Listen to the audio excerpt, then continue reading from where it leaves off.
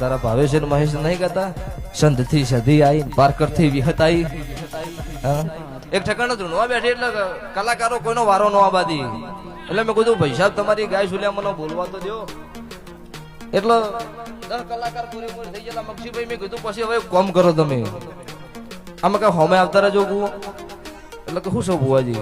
મેં કહું તમે બધું ગાઈ દીધું ઝાપડી માતા જોઈથી આવી કો તમને લાખ હાલીને જાવું હાજ હોય નકર હું તમને કહું એટલે એમ નમ ખાય ન કરવું વભળવું ભાઈ સાહેબ ગવૈયો મારા છો મારા રહો તમે મારા દેવના ગવૈયા છો કોઈ દાડો મક્ષીભાઈ આ સુર તાલે હડતાલ નહીં પડે આવું મારી દેવની આશીષો લો સભાઈ દરેક નો મજા અન સભા વાળું કોઈ ન વળી